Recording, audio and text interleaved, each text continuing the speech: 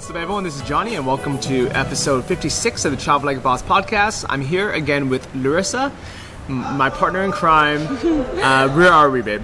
Hi, you guys.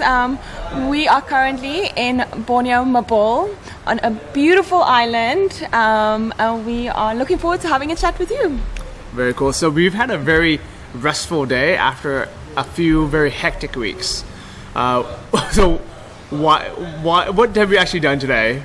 And what have we actually done for the last couple of weeks? So I'll start off by saying what we've done today, because that's probably the easiest. We did absolutely nothing. Like, breathing was the most difficult thing we did today. We were being lazy, and we slept in. We were reading a book. We had a walk on the beach. We just chilled and relaxed, and we fell asleep numerous times of the day because our bodies like really seriously needed it, I feel. Yeah, definitely. So if you guys haven't listened to the previous episode, it's episode 55, which is the first episode I had Larissa on. So it's kind of my introduction to where we at business-wise, travel-wise, motivation-wise. And in that episode, if you listen to it, we were traveling around the jungles of Borneo, looking at orangutan, proboscis monkeys, monkeying around in Borneo, seeing wild elephants, sleeping in like lodges in the jungle with no electricity and we had electricity, but no internet. Yeah. And then we spent 2 days at the Sheraton, 3 days, really just doing work. And now we're on a small island doing some scuba diving and thinking that we were going to do work, but that didn't really work out too well. So we actually came here because we thought this would be perfect to like work for 2 or 3 hours in the mornings and then still be by the beach. And obviously Johnny is one of the biggest fans of scuba diving. He absolutely loves it. And we thought, okay, in the afternoons we're going to go dive. And I'm going to get certified, which I did, by the way. But I'm not going to talk about that too much. But it didn't work out as planned because one thing that we didn't factor into account for was the Wi-Fi. Yeah, so it's the entrepreneur's dream, the digital nomad's dream, to be on a nice island and be able to manage your business, and say, you know what, let me wake up, work in my store for a few hours, fulfill my orders, answer some emails, and then go hang out on the beach, or maybe even work from the beach. But guess what? Not possible. Right? We've tried this in so many different places. I've tried this in Bali. I've tried this. People have tried it in the Philippines. Tried it in Thailand. Every beach has crappy Wi-Fi. No matter what they tell you, you can ask the reception, or you can ask the resort before you book, say, how's your Wi-Fi? Is it good enough to Skype? And they all say, yeah, it's fine, no worries. Because they use it to go onto social media or like Facebook or something, and they're not concerned if it takes 10 minutes to load all their pictures onto Facebook, because there's not like any concern to get to it like as soon as possible. So for them, it really is good Wi-Fi, but when you want to try and actually get something done, it doesn't look like the photos that they have on Google of like a guy lying on the beach and like working so relaxed. You kind of want to bash your head against the computer and like make it work or make it speed up. So we have 2 travel hacks that allow you to do it slightly better, but still not perfectly. The first one is always have a 3G SIM card backup. I got one by a local company called Maxis, and it works better sometimes, and sometimes it doesn't work at all either. So, but at least we have a second option once in a while. But what's really helped is just waking up at 6 a.m. and doing everything I need to do before everyone else wakes up. So it sucks. You're on holiday and you're like, well, I want to sleep in and chill out. But you know what? At the end of the day, I'd still rather have to wake up at 6 a.m., fulfill my orders, and not have 2 weeks off to not check the internet at all, than to only have 2 weeks vacation every year, which is what most people do. And you literally, babe, in the morning, I slept in, by the way, and Johnny woke up at 6, and by 7 or 7:30, I would get up, and then he was done. He would be playing Mushroom Wars or looking at like cat videos on YouTube, and then I'm like, okay, he's done. So he basically worked an hour in the mornings. Yeah, so that's what's nice about having an online business, some kind of location-dependent business that you can kind of put on autopilot. Trust me, my business is not growing while I'm here, but there's no fires, nothing's getting destroyed. I'm still making some money passively, and the goal is to make enough just to break even for the trip. because as soon as we get back to Chiang Mai, that's when the building begins, and that's when we're really going to start trying to make more money again. And I'm actually, like I was telling Johnny yesterday, I was like, I'm having so much fun. I'm loving this holiday. It's probably the best trip I've had. One of the best trips I've had in my whole life. Like, so many amazing things that I've seen on this trip that I've never experienced before. But there's a little part of me creeping back in that's like, I'm excited to go back, even though it's in a week time, but I'm like looking forward to getting back and just putting my head down and just working. So I think that's what's so good about this as well, because when you go back, you'll be so focused, you'll be completely re-energized, and you wouldn't want to have a holiday because you don't feel like you need one, because we've had a break for 4 weeks now. Yeah, and especially today, when we basically just laid in a hammock, so we spent the first half of the morning laying a beanbag upstairs in kind of like the lounge area reading a book, and then we switched over to the hammock on our balcony. And after today, I have so much energy. I feel well rested. My brain's shut off, and I'm like, well, you know what? Let me enjoy the rest of this week, because we have 1 week left. Yep. And when we get back, time to work, time to really build. Yep. But so you mentioned earlier that you got Scuba certified. You got your open water. To me, that's a huge accomplishment for everyone. Mm-hmm. Tell us about it. So it was a big surprise. I've always wanted to become an open water certified scuba diver. I've always wanted to go scuba diving. I remember as a little girl, I was about 10 or 11, going to Mozambique with my dad and his friends when he still was diving. And I just thought it was absolutely amazing that they got the opportunity to be fishing and go underwater and experience all these things. I unfortunately never had the opportunity to do it. I'm from Johannesburg, and I never went down to the coastline to do it. And a little bit of it's fear as well. I think I was a little bit scared. But Johnny surprised me on this trip, and he didn't even give me the option. He just came to me, he's like, baby, you're doing your certification on this trip, and he bought me an absolutely amazing gift. So luckily we did a discovery dive together, which was, if you haven't dived at all before and you are considering doing an open water certification, I definitely, if you can, do a discovery dive first, because it will tell you if you're comfortable in the setting, if you are going to enjoy it. It gives you a little bit of an introduction to what you are going to learn over 3 or 4 days.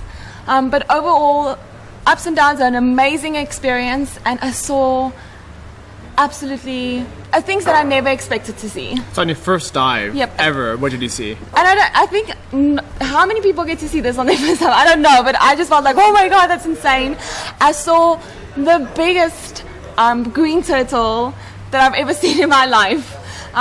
It was beautiful, and literally I didn't have words. I was like, oh my gosh, this is insane. I can't believe I'm underwater, and there's this massive turtle that's literally, okay, so I'm 165, and the green turtles are like 1.5 meters, so they really are about my size. So that they're like 5 feet plus. Yep. Yeah, I mean, they're big. And this was on my first dive, and that's, I think, one of the things that was like, oh yes, I'm doing this. I'm gonna go and I'm gonna do the whole course, because I definitely want to be able to dive. So this is a travel hack for anyone that wants to learn how to scuba dive.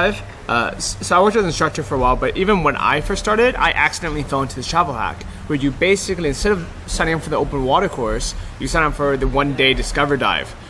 And it's going to be, let's say half the price or a third of the price of the actual course. So it may seem like a waste of money to get that and then the open water, which is why no one ever does it this way.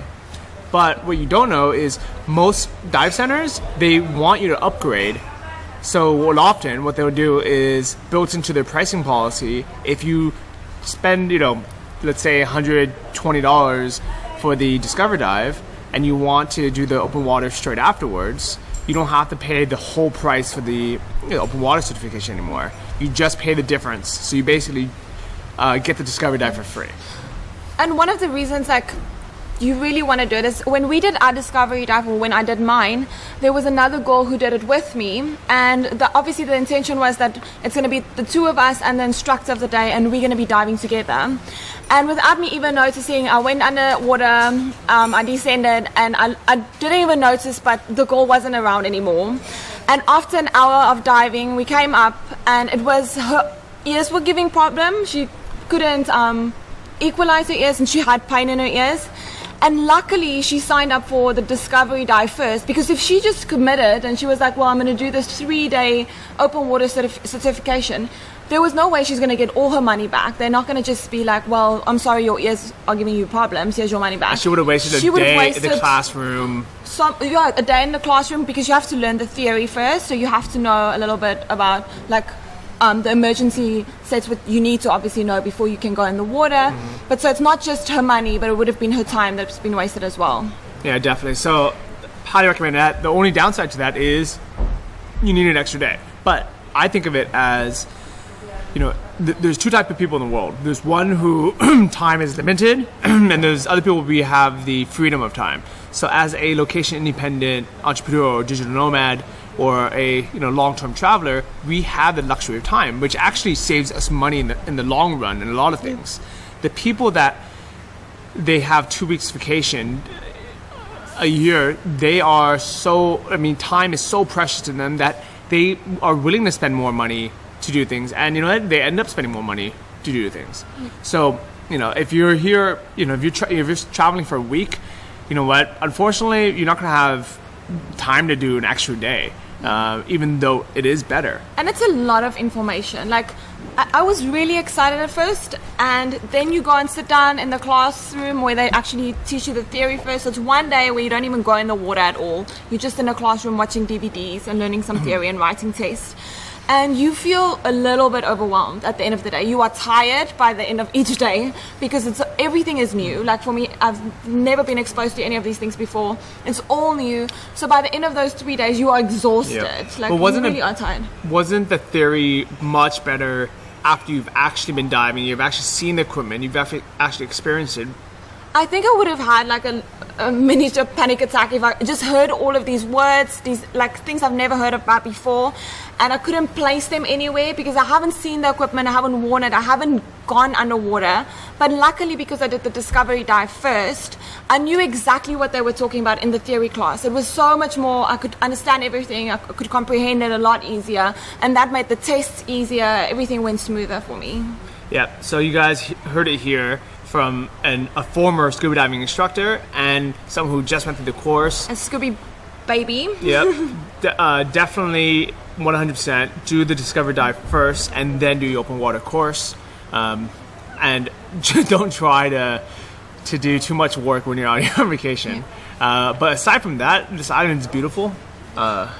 It's breathtaking. It really is absolutely gorgeous. The weather, it's extremely hot. Like you can literally not spend more than 10 minutes in the sun though, because I've seen so many people who actually look like lobsters. And then I ask them, did you apply any sunscreen? They're like, yep, 4 times today. Like, just doesn't work. Yeah, it's extremely hot, but the island itself is beautiful. So the one side of the island where we are, it's absolutely gorgeous. You walk on and it's these beautiful resorts. White sand beach and little huts outside where you can lie and just watch the sunset. And you see all the boats, the scuba boats, so it's really beautiful. And then on our left side are a lot of the locals where it looks completely different. Do you want to tell them? Yeah, so they're the Bajau community, which they're not really Filipino, they're not really Malaysian. They were the sea gypsies that lived, and you might have seen like a Discovery Channel or like a BBC documentary about the sea gypsies who lived on the ocean, and a lot of them, their eyes actually developed so they can see better underwater than they can on land. Just because they spent so much time free diving and just hunting for fish, and they didn't have fishing poles or nets really, so they would literally jump in the water. They didn't have goggles or anything, so there's I remember one I watched. I think it was in the there's Amazing Planet documentary. There's one that was Amazing People, like Amazing Humans, and it showed a guy who would literally tie some rocks around his waist, jump in the water, walk on the coral on the bottom of the sea, and grab a fish and come up. Well, I could completely see that happening because these kids are hardly walking, and they are all alone in a boat in the ocean. Like, no safety gear, nothing. The smallest boat. I wouldn't even say it's a boat. They're butt naked. They're like, literally, I'm not lying, 4 or 5 years old. Yep. and they are going back to the town. And I was so surprised. I was completely shocked when I saw that. I was like, oh my gosh, I cannot imagine how many kids or how many accidents happen here, because when we came in and we had to take a boat from Simpona, the little town, to the island, we got caught in the rain, and it was a storm, and it was like a lighter side storm, but the other day we were here and it came pouring down with rain without any warning. So it literally is the one moment it's sunshine and the next you are drowning in water.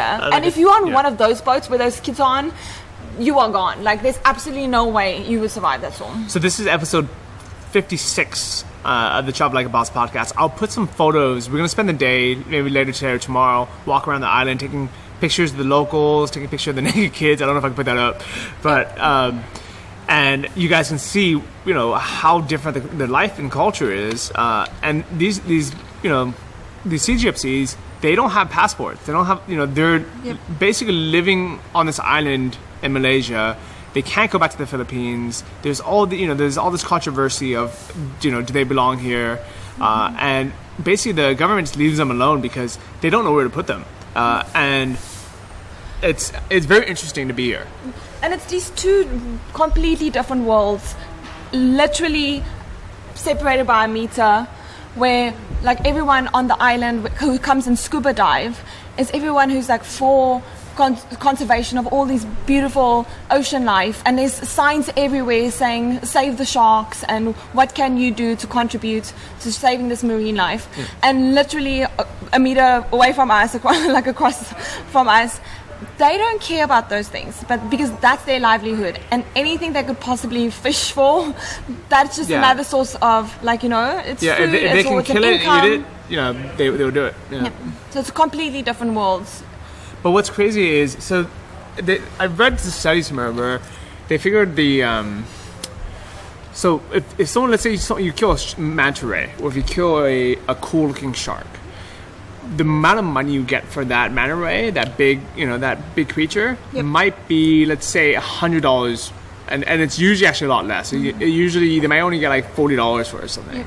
But the lifetime value of that sea creature for tourism is worth $7,000 per animal, they said, or sometimes more. Sometimes I think for a manta ray it's like $70,000 or something. Don't quote me on that, but it's a lot more, because if you think about it, that one manta ray, everyone talks about. They take photos of it. They go home. They tell their friends.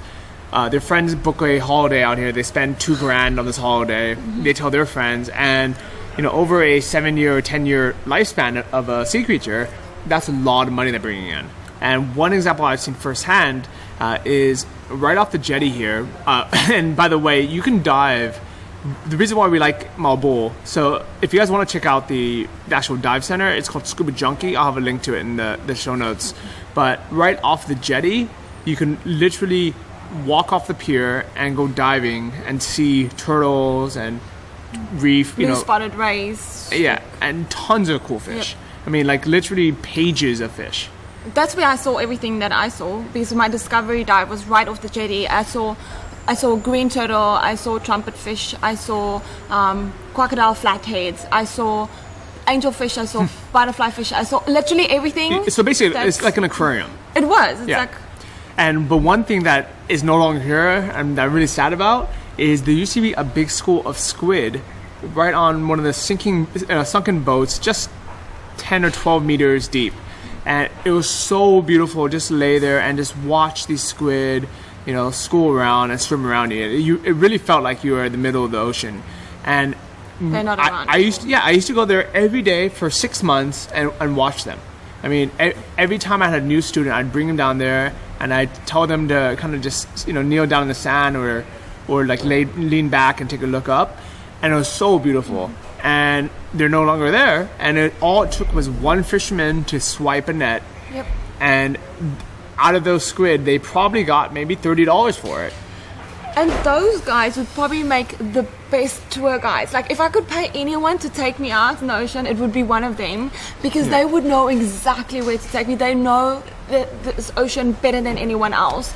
But unfortunately, that mentality is not there. It's like a very... let's think of the now. It's not about let's think of the crazy thing is money. They could have probably made $30 per tourist to take them on a snorkeling tour or to work as a boat captain for a dive company and show them, and guarantee these amazing Do they speak big English? things. A lot of them don't, Okay. but I would say that's the problem. But the boat captains that drive the boats for the dive shop don't really speak English either. Yep. And a lot of the crew here doesn't. And what I actually really like about this island, or this company, is they started hiring a lot of local staff. Not as just, so one guy I met, he came up to me and he's like, "Hey Johnny, do you remember me?" And honestly, I didn't really remember him. But Does everyone know you used to work here? yeah. So actually, yeah. So I used to work here a few years ago. And we're actually here for the 10-year anniversary of this company being around.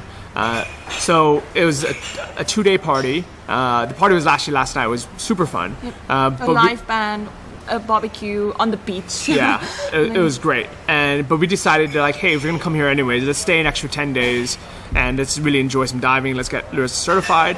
That was her early Christmas present.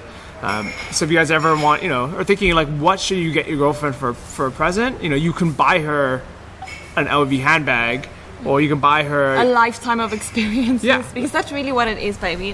And I kept telling Johnny, I was like, this has changed my world, and it's something that no one has ever gotten me, something that's this special, because I can carry this with me for the rest of my life. This is literally buying me lifetime experiences and just amazing memories. And it's also opening a new door for us, because now we can start, going on dive holidays together.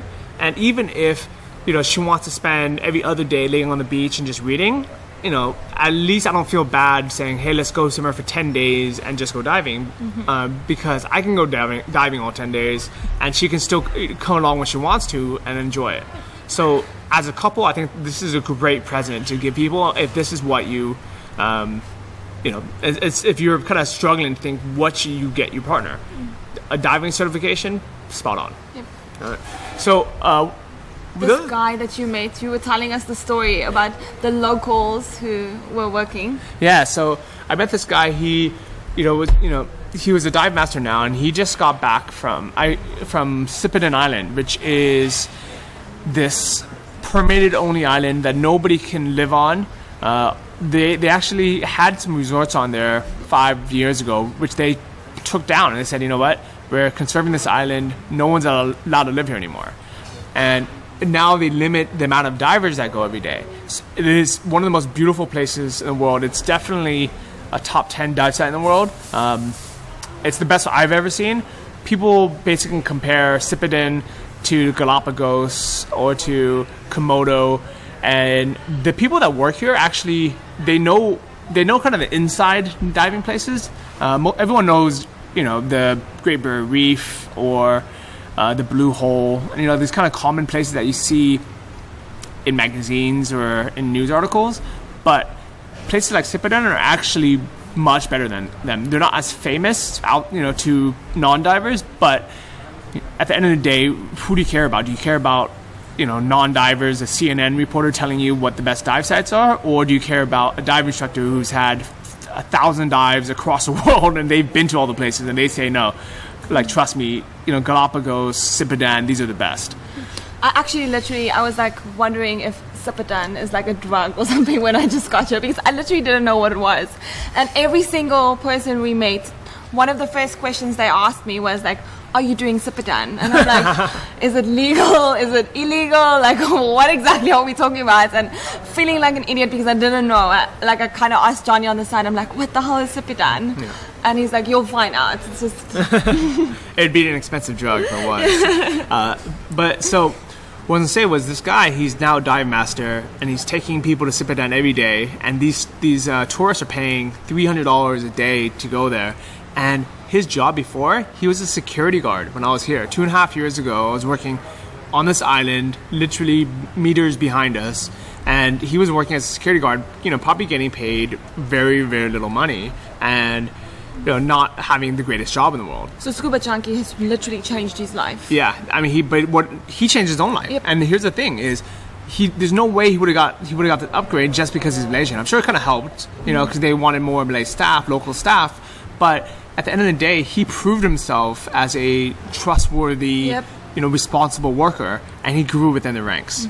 And this is, there's two ways to get ahead in life. You can either become an entrepreneur and start your own business, or you can be the best worker you can be.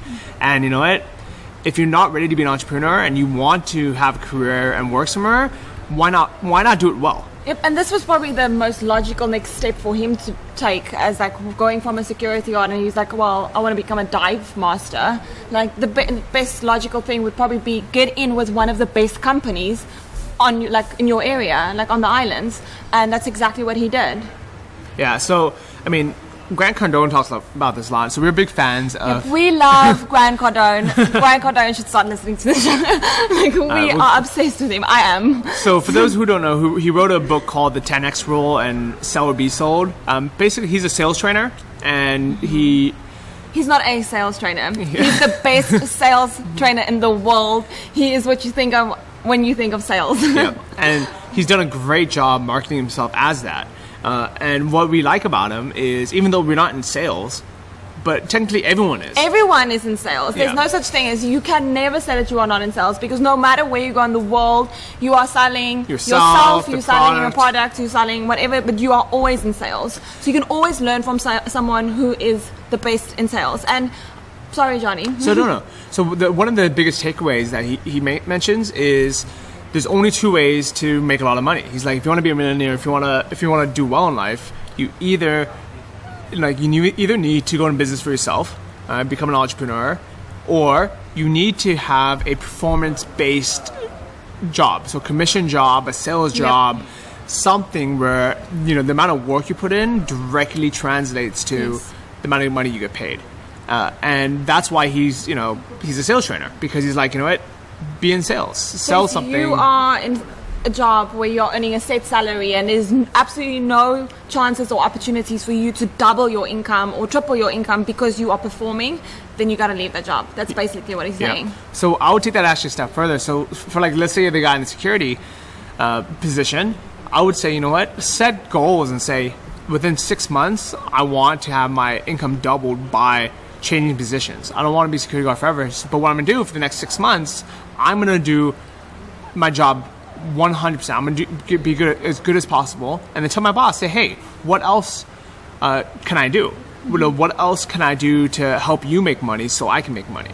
And so whatever you're doing right now in your current career, if you're not ready to start your own business and kind of go off on your own, just don't waste your time sitting around reading my blog while you're at work. Right? Instead of actually do something, either kick ass at your job, start a business, or at least plan it out. I mean, do something.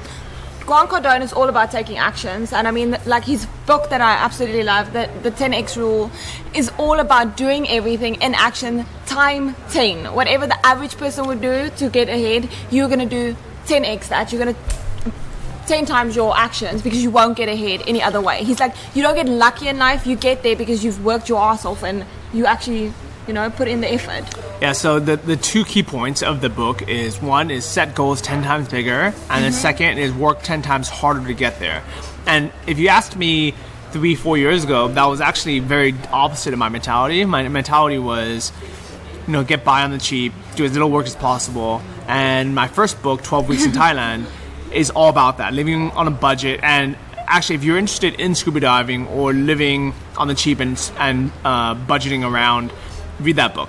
Yep. Because that entire book is about me, figuring that out for 4 years, how to live and travel for free, me working as a dive instructor and as a dive master, and having that mentality. And I wouldn't change anything. I would say that those first 4 years, I don't know if I'd want to make it the full 4 years. If I could have done that in let's say 2 or 3, maybe that would have been a better use of my time. But I really enjoyed these experiences. I got, to dive in some cool places in the world. I've had over 800 dives, and I got to really experience kind of like the college life of a traveler. So I wouldn't change it, but I'm glad I moved on. I definitely think there's a time and a place for those experiences as well, because I did the same thing. I quit my job back at home and I moved to Thailand to become an English teacher, which is definitely not going to make you a millionaire anytime in this lifetime or the next or the one after.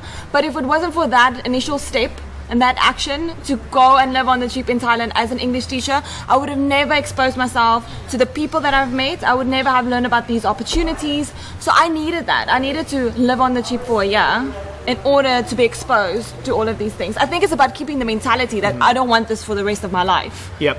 And here's the sad thing is 2.5 years later, I'm back here in the exact same spot, and probably half the people that I worked with 2.5 years ago are still living here, and they're still doing the exact same thing. And I Which think there's nothing wrong with if yeah. you love it. I think a lot of them do really love diving, and they really enjoy, teaching diving or or guiding. So it's so for them. I think it's it's cool, right? But I think for a lot of people, they feel stuck and they don't really know any other options, and they say they're like, "Oh, I wish I could do something differently, but I can't." But in reality, you can. So for me personally, I'm like, so now we're here as guests, so we're getting a discount because I used to work here and it was for the party, but we're still paying guests, and we are staying in the guest accommodations, which are these great rooms, the nice balcony and a hammock. And I just showed Larissa where I used to stay, which was not that far away. It's like 30 minutes away. It's just on the other side of the dining hall, and there's these old crappy rooms with a mattress on the floor and shared bathrooms that are outside, so you literally have to walk out across the sand into a shared bathroom. And you know what, when you're 20 and it's your first time traveling, it's normal, it's very normal. But if you're and it's fun, but if you're, I would say if you're 28 or when you're 30, late 20s to 30s, and especially there's some people here that are 40s or even higher. But I'm 26 and I definitely don't not, especially now that I've been exposed to the other end. Like, I have lived in the nicer accommodations and I have done all of those things with you. Like, there's absolutely no way I want to do that anymore. I don't want to do the shared accommodations and the shared toilets, unfortunately. And especially, I think for everyone's different, but from a girl's perspective, it's just not fun. Yeah, and it's not healthy, mentally healthy, to share a room with somebody when you're in your mid-20s or 30s. Right? Well, not for 2 years. Yeah, and definitely not. For a week, it's fine if you're traveling, but... Yeah, if it's like a hotel room, you're just there for a few days, it's, that's fun, right? It's not a big deal. But if you're living in a place, you need to have your own space, so... but it did sound like a great idea. So if you read that first book, 12 Weeks in Thailand, I kind of talk about my experience of living, on the cheap in these budget places, and I loved it, But the day I decided, I was like, I'm not happy anymore, I'm not doing this anymore, that's the day that you need to move on. But the thing is, when you say like living on the cheap in Thailand, it's so different from living on the cheap in the States or in South Africa or somewhere else in the world, because you can still kind of live like a king or queen in Thailand with X amount of money that wouldn't take you anywhere in the States, because you can still get really good food, you can still get relatively good accommodation, you can still do everything you need to with a lot less money. But I almost feel like... So living on the cheap doesn't mean that you're like, oh my god, I'm living in the slumps and this is awful. Like, by living in the cheap, we mainly mean, you have a very basic room. Yep. Like a very, very basic room with... that you wouldn't really be proud to bring anyone back to, and it's not the most comfortable place in the world. But you know what? When you're bootstrapping, you're starting out, they're perfectly fine. I'd rather live in Thailand on a $600 a month budget than live in the US on a $1,000 a month budget, because my quality of life would be better in Thailand. That's for sure. But things change so quickly. It's almost insane. It's like literally, exactly 2.5 years later. I was here last May 31st, 2012, and I only know that because I haven't used my dive computer since then. So I took a look at my last dive, and I realized, I was like, wow, it's really, it's been that long, but it also kind of feels short. But I've changed so much. Like, in this last year, even, like, I feel like I've finally grown up, and I finally figured out who I am, what I want to do, what makes me happy. And if you haven't heard that whole story, you can read it in the book Life Changes Quick. And in that book, I kind of really documented how I finally figured all this stuff out and how you guys can do it as well. So that's kind of the whole point of writing that book, is so everyone else can learn from my mistakes and use it as a tool and a guideline to get ahead. And so I've obviously read the book as soon as Johnny finished it, and it's definitely like not a travel book like your first one. I didn't get much, like I read the first one, but for me personally, I was in Thailand, so didn't get much out of that one. But the second one, Life Changes Quick, like I literally closed the book and I felt so motivated. I was already in Thailand and I was like, I need to get my shit together and start working on a business, and I just felt so motivated. So if that's maybe the one thing you are lacking at the moment, or you're a little bit like still in that place of being fearful, like read this book. It's going to help you get out of that zone into a confidence zone, and just to start taking small actions at least. Yeah, so if you're already living in Thailand or location dependent, then read Life Changes Quick. If you're still working a cubicle job and you're like, well, I'm scared to move to Thailand, I'm scared. What if I don't have money or what? Yeah, and you're worried about money, then read 12 Weeks in Thailand. And it kind of worked out perfectly like that. Mm-hmm. So as far as scuba diving, what has that taught you, if anything, about business, entrepreneurship, life? Because I know any kind of difficult experience that pushes you, makes you grow, teaches you more than just what it was intended to. Okay. So I've mentioned this so many times before, and Johnny also knows, like I used to get so anxious so quickly, unfortunately in life. Like the smallest things used to tend to freak me out quite a bit. I've changed a lot, I've worked through it all. But the same thing happened now, taking the scuba diving course. I mean, anyone who suffers from a little bit of anxiety will know, please don't strap anything around my chest, don't throw me in the ocean in the middle of nowhere. I'm going to get nervous, and the one thing that goes out of control is your breathing first. And what's the most important thing while scuba diving is obviously your breathing for your air. And to be honest, on that, we did the theory on the first day. I was fine with that, obviously it's in the classroom, but you're already feeling overwhelmed. It's a lot of information, a lot of it's all the emergency exit stuff, which is not the fun stuff to learn about at all, because you don't want to think about what can go wrong underwater 80 meters down. And on the second day, we did a lot of skills, and it's nerve-wracking. I mean, you've never been in this situation before. You are underwater. We're not supposed to be there. Like, it's unnatural. It doesn't feel natural from the get-go.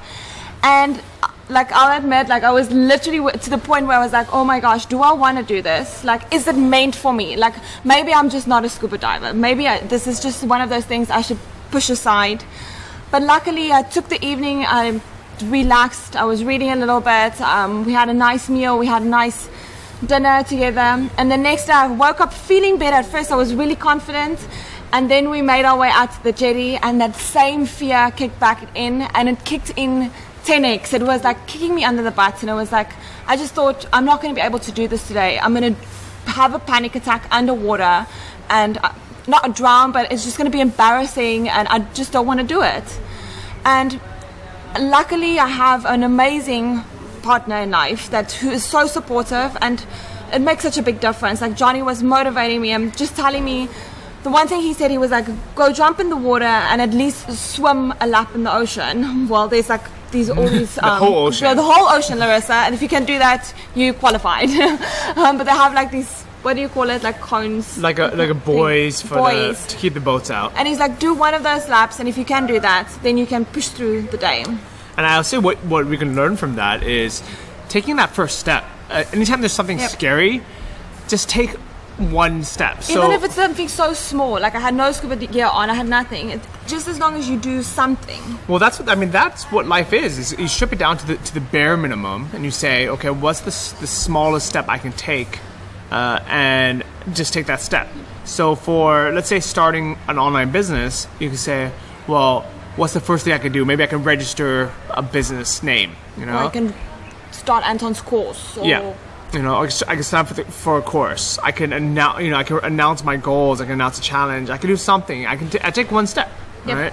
I can sign up for Shopify and just look around and see how it works, and taking that first step. And then with scuba diving, it was basically saying, forget the scuba diving gear, just go for a swim in the ocean. And if you can do that, and you're already wet, you're already in the motion, it becomes a million times easier. And one thing you said, baby, that really stuck with me and that I should remember for like future events and stuff is I already, when we were walking down the jetty, I felt defeated. I was walking with my shoulders forward and I was like looking down and my mind, I was already, I failed. Like I haven't even gotten to the water and I was like, oh my God, I can't do this. I'm going to give up.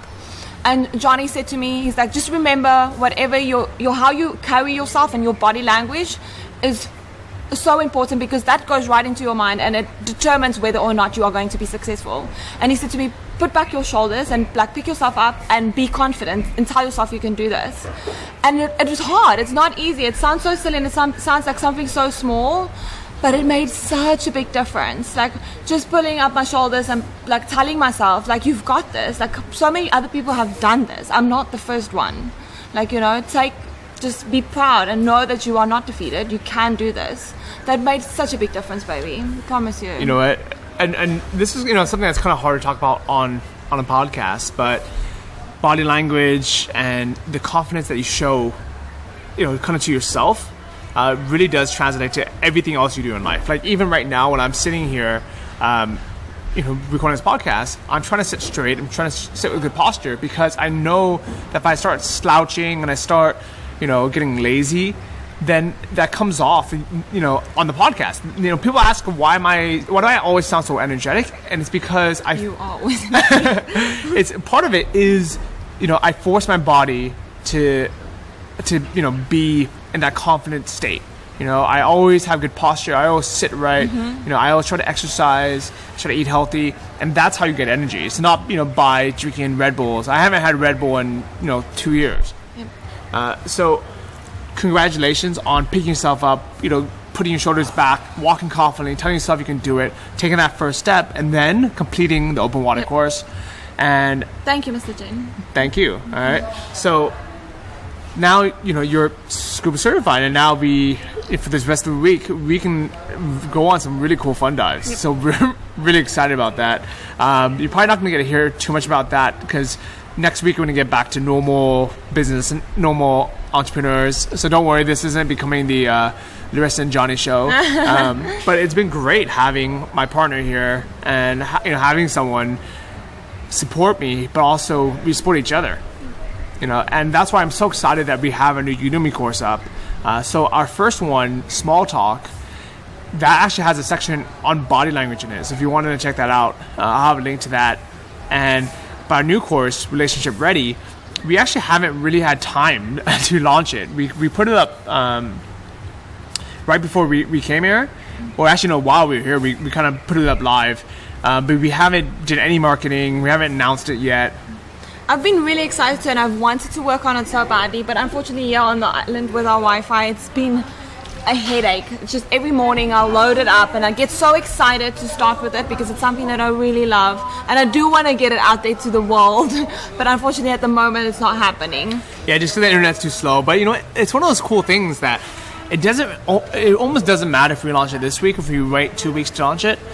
And what's also great about these courses is they're forever. I mean, they become a passive income. So Small Talk came out 3 months ago now, and we still make sales for it almost every day. Every day, I would say. Especially you know, now that we really kind of figured out the marketing for it, and we've gotten so many good reviews and so much good feedback, we make sales every day for it while we're underwater. Yep. You know, so when I go scuba diving or when I go to sleep, and I check my phone next, I always have another Udemy sale and another store Shopify. Yeah, like a Shopify notification saying one of your dropshipping stores made a new sale, and that's such a cool feeling, you know. And that's what I want everyone else to have it too. Is you guys be able to do these cool things and basically just get paid for it passively.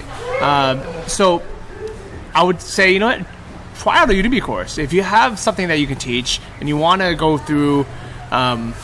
You know, the procedure, it's you know, it's not like an overnight thing. It really is a business, and it's a thing that, you know, it probably won't become your main source of income, but it's a great passive income source. It depends how you look at it. There's a lot of people who make tons of money off of Udemy, but then you need to be an instructor at heart. You need to actually love what you are teaching, and it also obviously depends on the niche that you choose to go into. Yeah, I definitely agree with that. So if you know programming, like let's say you know how to program in iOS 8, Swift, you can charge $300 for the course. You will make a killing. Yep. But I'm not a programmer. I have no idea how to make iPhone apps. So that's not something we can do. So the kind of stuff that we do is more of the social things, which both Larissa and I have a background in and we're super interested in. And it's a great source of passive income, which allows us to make some money while we work on our dropshipping stores that we know we can make money from. And I literally didn't see it as like, in the beginning when we started making it, I saw this as like a hobby. I was like, oh my gosh, this is so much fun. I absolutely love doing this. It wasn't the intention of let's make millions off of this, but it's always a bonus when you do. Yeah, so one thing you guys can do is, I know a lot of people, they don't have the money to buy Anton's course. It's $1,000, it's a lot of money. Yep. It's worth it because it'll pay yourself back the first month you start making sales. So for most people, it takes about 2 months to start making sales in your store. But then that third month, you've made over $1,000 in profit, so that pays for the course already. But I know it's hard if you don't have $1,000 in the bank already and you don't want to put it on your credit card. So why not create a Udemy course? It doesn't cost any money to start one. And there's definitely, everyone's got a skill that they can teach on Udemy. Yeah, there's definitely. so many courses, and if you have no idea where to start, go onto Udemy, browse the categories, go look at each section, look at what the other courses are. I guarantee you are going to find something that you're like, I know how to do that. And a lot of the courses are very expensive, like $300-$400. Not everyone has that amount of money. So you could definitely make a course with the same information, like the same knowledge skill, I would say, teaching the same skill set, and if you want to like either price it less or I would say like definitely try to find a unique niche that no one else has done first. But what you can also do is what Larissa's talking about is making like a basic version of a course. So let's say you know a little bit about making an iPhone app, but you don't want to teach a whole course on iOS 8 and Swift and charge $400 for it. You want to make how to upload your app to the iTunes App Store. And that could be a beginner's blogger course. Yeah. There's a lot of things that people need a beginner. There's a lot of beginners out there that they don't want to invest in a $500 course unless they've tasted the waters. They want to just see the surface of it all. Exactly. So if you guys have no idea what a Udemy course is, or if you're interested in taking our Relationship Ready course or a Small Talk course, we have coupons up for you guys on the show notes, episode 56. And we're giving you guys the course for $10 just so you guys can see what's inside of it. And if you guys like it, please do leave a nice review. But hopefully this will give you some ideas on what a Udemy course is, and kind of what it looks like on the back end of it as well. So that's about it, right? I mean, this week's been fun. We relaxed. We got 6 more days of scuba diving. Sorry I haven't been updating my blog or my Facebook, Twitter too much, but definitely do keep in touch on there. And when we get back to Check My next week, heads down, back to work, crushing life, interviews as normal. So Larissa, thank you for being a guest on the show. Baby, thank you so much for having me again. I love it. All right, see you guys. See you. Thank you for listening to the Travel Like a Boss podcast. If you want to hear more, including the bonus How to Choose the Perfect Niche episode, join our mailing list at travellikeabosspodcast.com. See you next week, and remember, if you want to travel like a boss, you need to be your own boss. So start your online business today and start living the lifestyle you've always dreamed of.